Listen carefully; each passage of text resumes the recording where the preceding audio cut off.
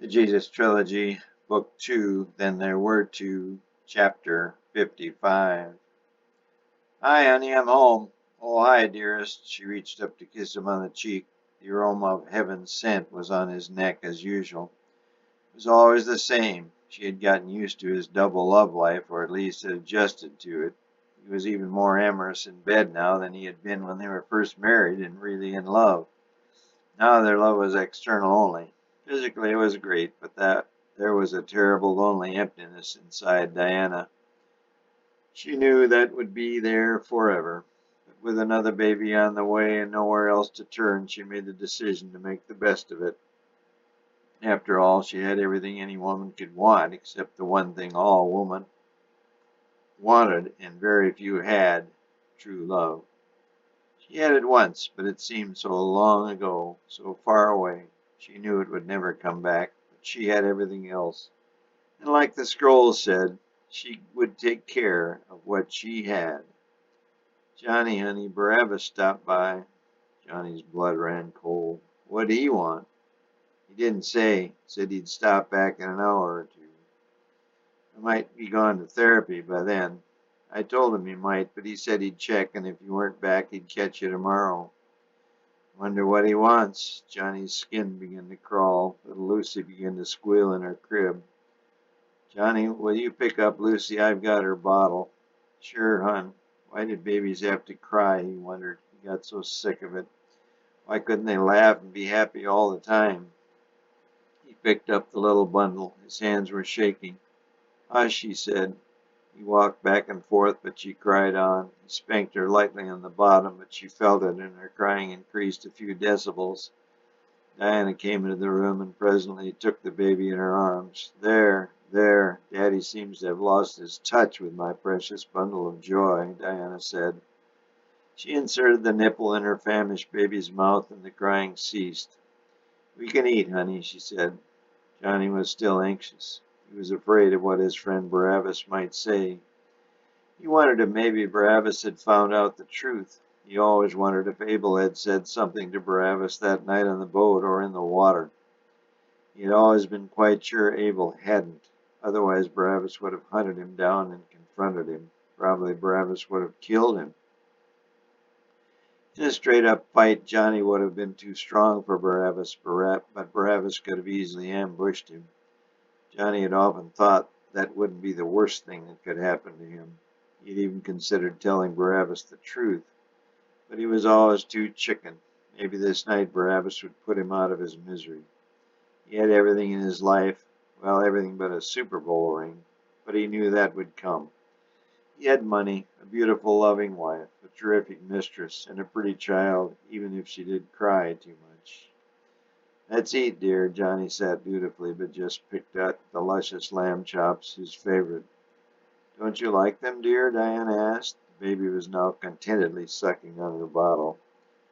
Oh, yeah, they're great. Well, eat before they get cold. Johnny forced down the 3 chops and the mint jelly. He left the potato and the maize. Knock, knock.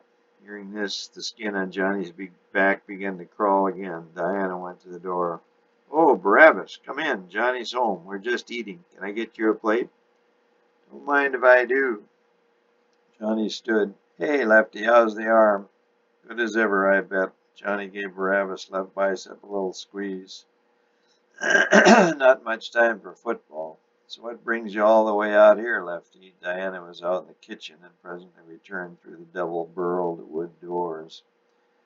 There you go, Barabbas. She winked at Barabbas as she put a steaming plate of food in front of him. Johnny caught the wink and a vein of jealousy crept through him.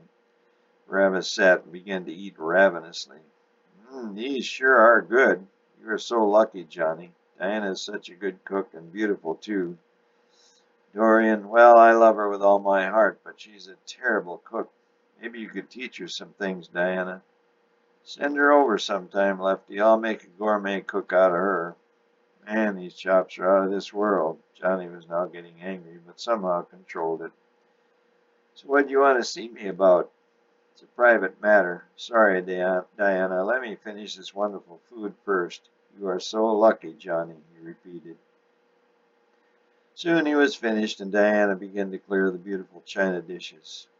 You two go out and talk on the porch. I'll get dessert ready. It'll take a few minutes.